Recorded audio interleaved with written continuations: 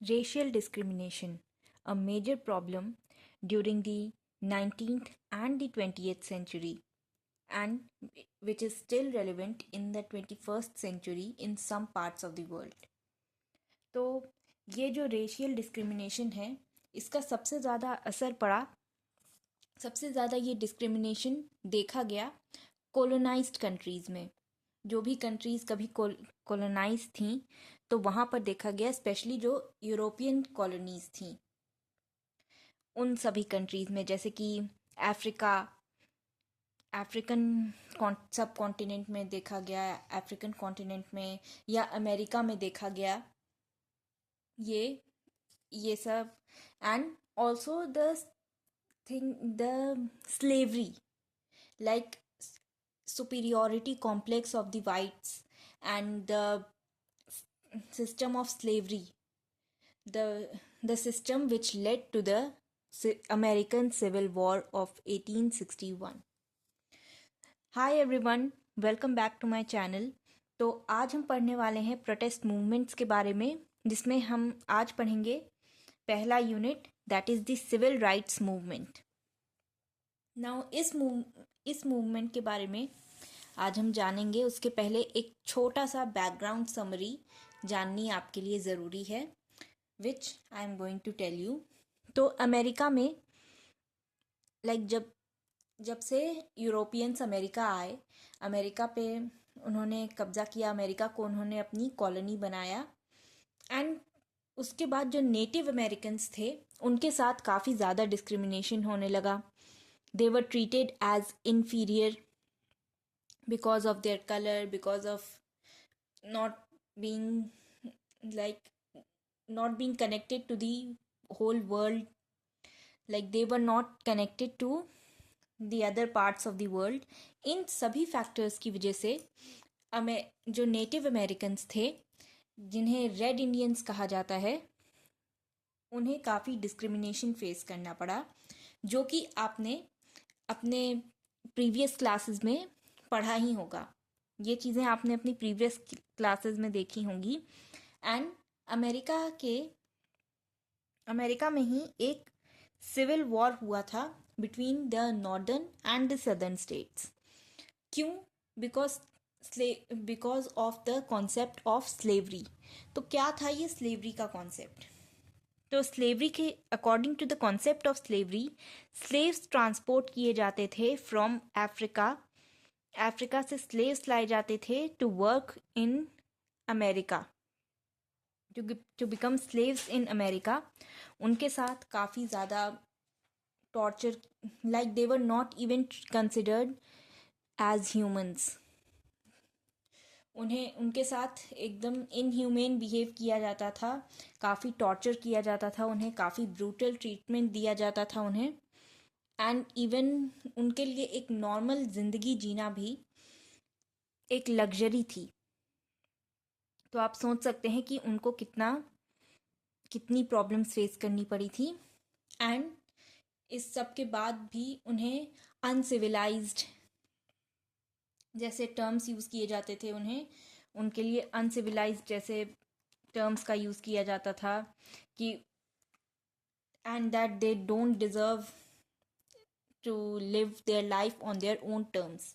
ये था mindset, whites का माइंडसेट। तो नॉर्दर्न स्टेट्स में स्लेवरी अबॉलिश हो गई थी after the independence. And it's quite surprising कि अमेरिका को इंडिपेंडेंस 1776 में मिल गया, but even after a whole century, even after so many years, ये स्लेवरी का कॉन्सेप्ट सदर्न स्टेट में स्टिल एग्जिस्ट करता था, जिसकी वजह से हुआ अमेरिकन सिविल वॉर। इस सिविल वॉर के बाद southern states lost the war and slavery को अबॉलिश करना पड़ा, कंप्लीटली अबॉलिश हो गई स्लेवरी अमेरिका से इन 1863। एंड अब इसके बाद जो ब्लैक पीपल थे, उनको लगा, अमेरिका में रहने वाले ब्लैक पीपल को लगा कि उन्हें अब इक्वल राइट्स मिलेंगे, एक इक्वली ट्रीट किया जाएगा एज विथ वाइट्स, चाहे वो लैंड ओन करने की राइट हो, एक अच्छा एजुकेशन हो, अच्छी अच्छी एजुकेशन रिसीव कर पाएंगे, vote, right to vote. They were not even given the voting rights earlier. And even education भी उन्हें उनके हिसाब से, लाइक उनके लिए अलग स्कूल्स होते थे, अलग सीट्स होती थी, अलग बेंचेस होती थी, पार्क्स में भी अलग benches. Like they were not even, वो वाइट्स के पास भी नहीं जा सकते थे, ऐसा होता था. वोटिंग राइट्स भी नहीं मिली थी. एंड इसके बाद क्या हुआ, इस अब रूल्स तो चेंज हो गए थे. अब लीगली तो उन्हें एज इक्वल्स ट्रीट किया जाने लगा. बट ये रियल में कहाँ तक सही था, कहाँ तक ये चीज़ अप्लाई होती थी, कहाँ तक ये चीज़ इम्प्लीमेंट हो पाई. Because of course it was difficult कि वाइट्स ने इतने सालों तक, ऑलमोस्ट 200 ईयर्स तक, ब्लैक पीपल जो थे उनको स्लेव्स की तरह ट्रीट किया. और उसके बाद अचानक से एकदम अपने आप को सुपीरियर समझते थे.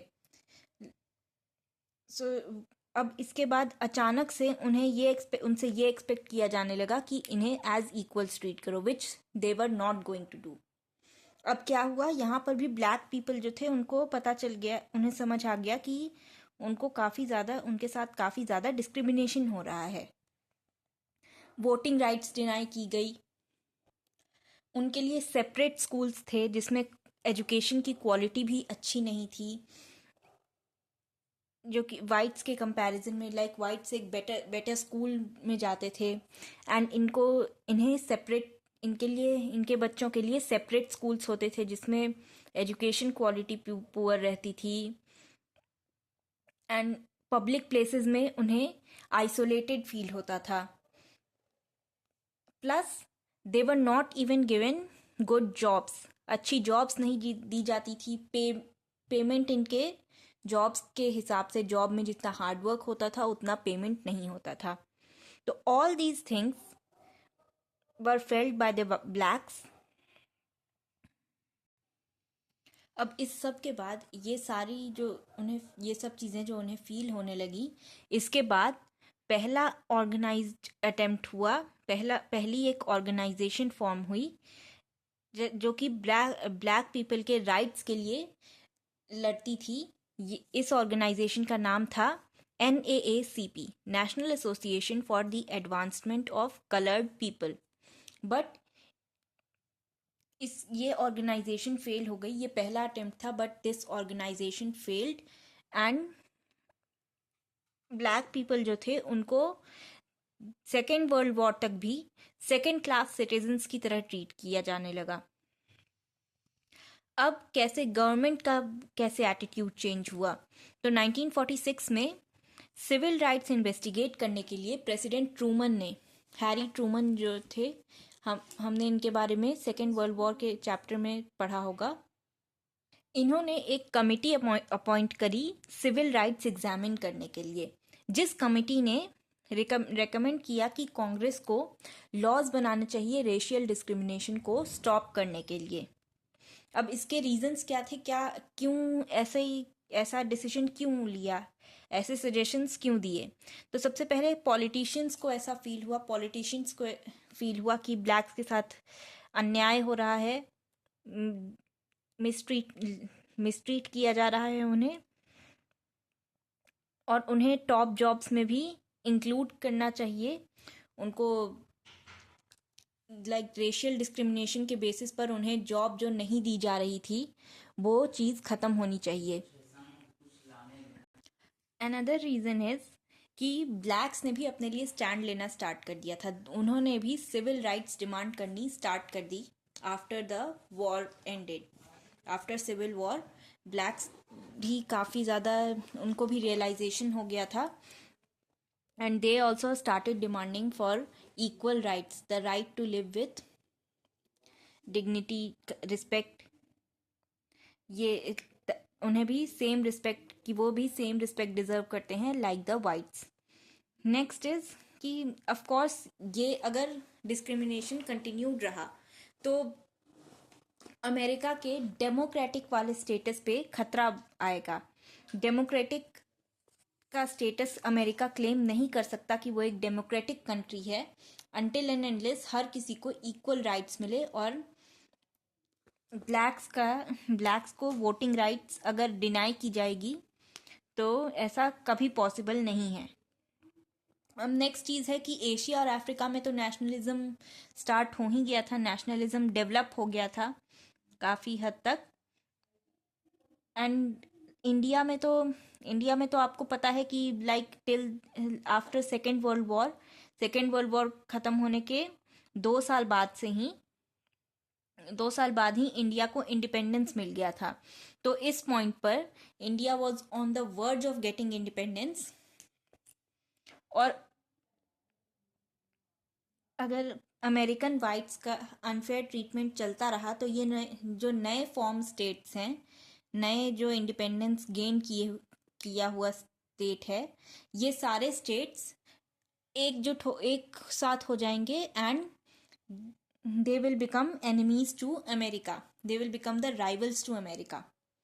तो ये चीज़, अब ये राइवलरी अमेरिका डील नहीं कर सकता, specially after the second world war.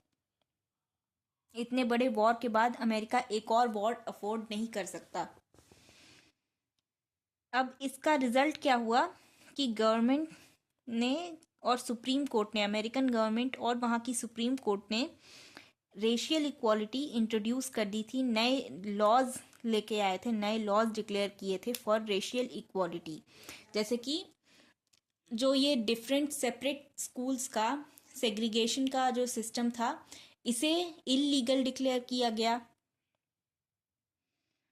And black children जो थे उनको वाइट चिल्ड्रन के स्कूल में अलाउ कर दिया गया। नेक्स्ट 1957 सिविल राइट्स एक्ट के अंडर एक कमीशन को सेटअप किया गया जो कि वोटिंग राइट्स के डिनायल को इन्वेस्टिगेट करेंगे। ये जो वोटिंग राइट्स डिनाई की जा रही थी ब्लैक पीपल को, इनको इन्वेस्टिगेट किया जाएगा। एंड 1960 का सिविल राइट्स एक्ट क्या कहता है कि ब्लैक्स जो हैं उनको वोटर्स लिस्ट में रजिस्टर किया जाएगा। बट ये जो एक्ट था, ये this was not very effective.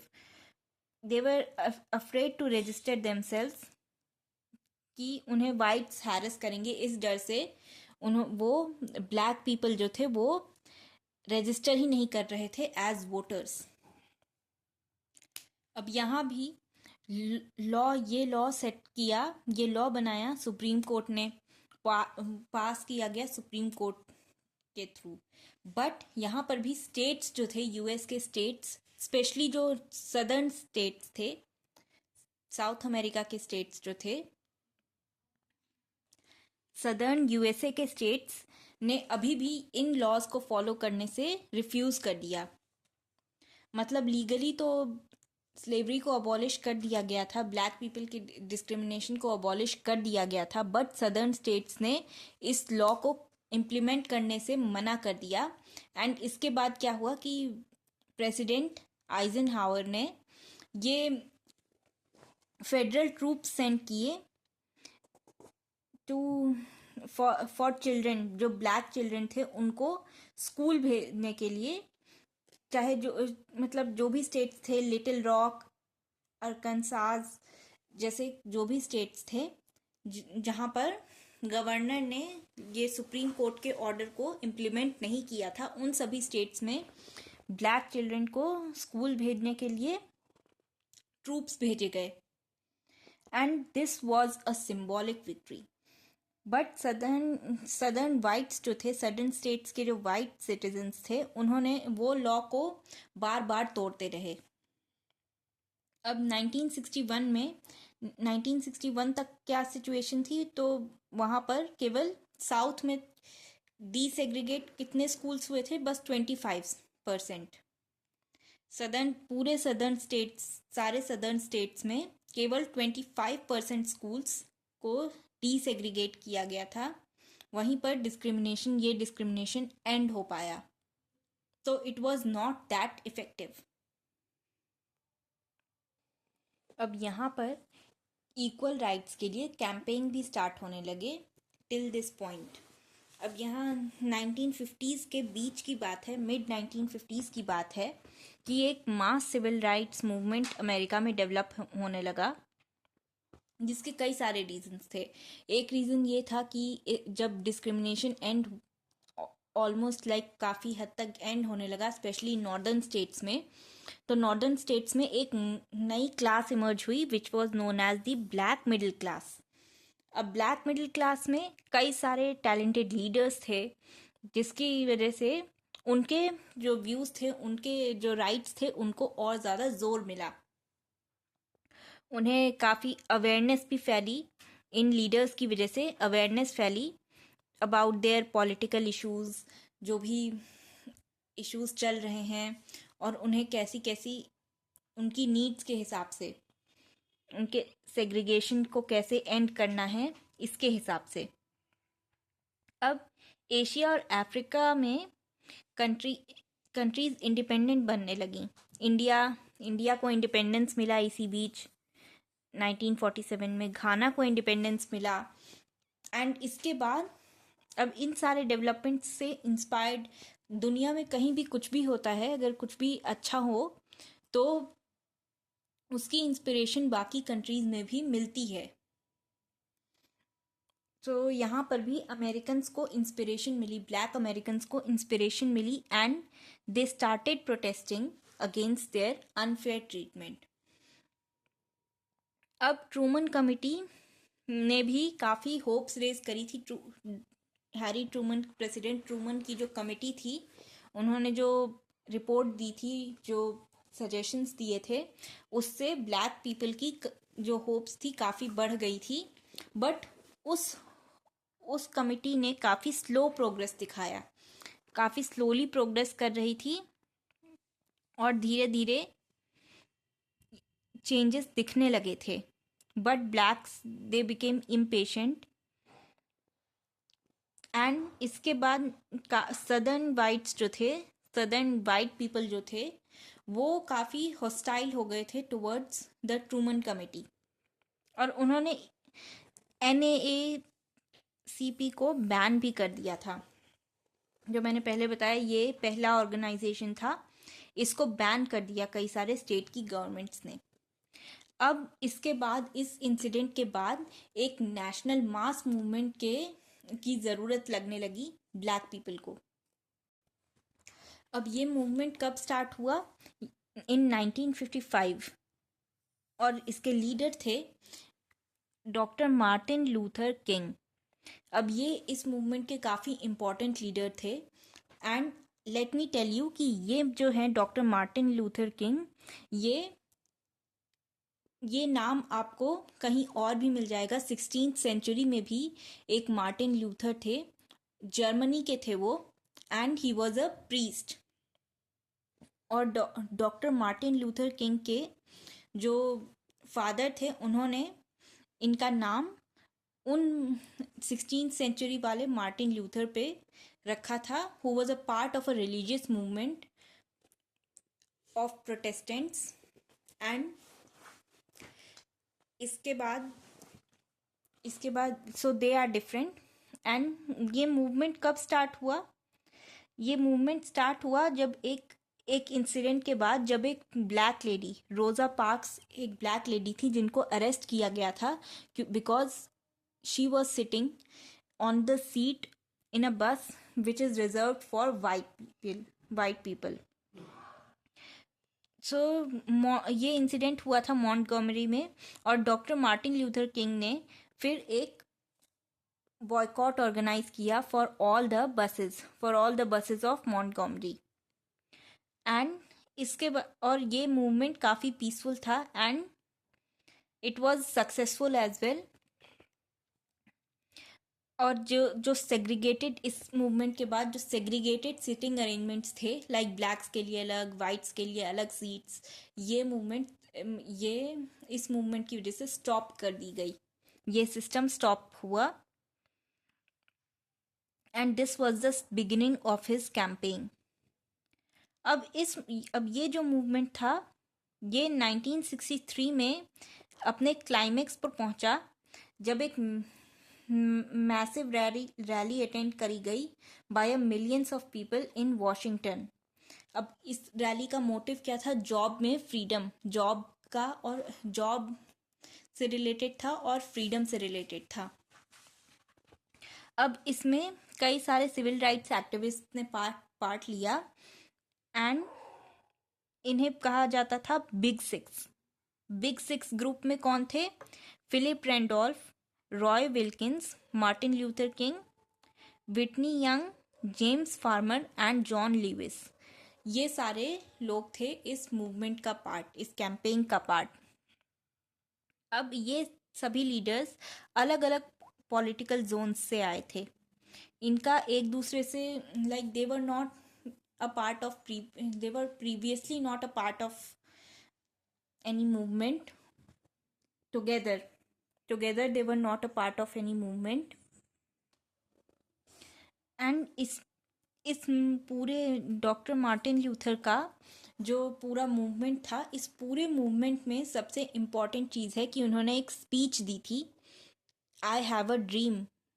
I have a dream part उस स्पीच का एक पार्ट था और ये काफ़ी फेमस हुआ। ये एक नेशनल टेक्स्ट बन गया था अल्टीमेटली। एक और फीचर है इस मूवमेंट का कि कई सारे फेमिनिन सिविल राइट्स ग्रुप जो थे उन्होंने इसमें पार्टिसिपेट किया था एंड ना सिर्फ ब्लैक वुमेन को एनकरेज कर रहे थे अपने सिविल राइट्स के लिए फाइट करने के लिए, बट ऑल्सो उन्हें फेमिनिस्ट मूवमेंट का भी हिस्सा बनाया गया था। They were also the part of the feminist movement. अब 1967 में मार्टिन लूथर किंग को नोबेल प्राइज दिया गया था फॉर पीस, बट अनफॉर्चुनेटली उनकी डेथ हो गई थी टेनेसी में। He was murdered, assassinated in Tennessee. अब काफ़ी स्लो प्रोग्रेस, अब ओवरऑल प्रोग्रेस अगर देखा जाए तो प्रोग्रेस काफ़ी स्लो था एंड इसमें कुछ प्रेसिडेंट्स ने भी सपोर्ट किया, like president John Kennedy and president Johnson. इन्होंने सपोर्ट किया था ब्लैक पीपल की डिमांड्स को। जॉन कैनेडी ने यूएसए को पहला ब्लैक एम्बेसडर दिया and also civil rights bill present किया था कांग्रेस में, जो कि पास हुआ था 1964 में। अब ये एक लैंडमार्क पीस था for civil rights legislation USA में।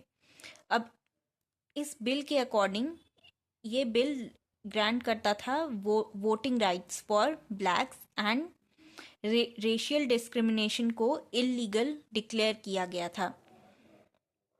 हाउएवर ये सिविल राइट्स एक्ट जो था इसमें कई सारे प्रोविजंस मिसिंग थे, like protection against police brutality, like police were also brutal towards the blacks, ये चीज़ मिसिंग थी। प्राइवेट एम्प्लॉयमेंट में डिस्क्रिमिनेशन एंड करना, ये भी मिसिंग था। और जस्टिस डिपार्टमेंट को, लाइक जुडिशरी को, डीसेग्रीगेशन और जॉब डिस्क्रिमिनेशन को लेकर के पावर ग्रांट नहीं की गई थी। तो इसलिए इस वजह से act was not carried out और स्पेशली साउथ में स्टिल ब्लैक लोग जो थे वो उनके बीच डर था वोटिंग के लिए, वोटिंग को लेकर। अब 1965 में प्रेसिडेंट जॉनसन ने क्या किया, उन्होंने वोटिंग राइट एक्ट इंट्रोड्यूस किया and he tried to make sure कि ब्लैक्स को राइट टू वोट मिल जाए। एंड एक और एक्ट इंट्रोड्यूस किया, सिविल राइट्स एक्ट ऑफ 1968। अब ये प्रॉपर्टी और अकोमोडेशंस को लेकर के बात करता था, लाइक उसमें डिस्क्रिमिनेशन को इलीगल बना दिया गया इस एक्ट में। अब इन रिफॉर्म्स को लेकर भी जो वाइट्स थे वो हॉस्टाइल थे। अब एडमिनिस्ट्रेशन की प्रॉब्लम ये थी कि एक्ट्स तो बना दिए जाएंगे बट इन्हें कैरी आउट कैसे किया जाए। अब 1970s में, फिर भी 1970s में काफ़ी प्रोग्रेस किया गया हुआ वोटिंग में। एंड बाय 1975 एंड कई सारे ब्लैक पीपल जो थे उन्हें कांग्रेस और अलग अलग गवर्नमेंट बॉडीज़ में अलॉट किया जा चुका था। So with this we come to an end of this unit. अगली वीडियो में हम पढ़ेंगे anti apartheid movement South Africa में जो हुआ था उसके बारे में। आई होप आपको इसके बारे में सब कुछ समझ आ गया होगा, सिविल राइट्स मूवमेंट के बारे में। एंड अगर आपके कोई डाउट्स हैं तो you can always comment down below.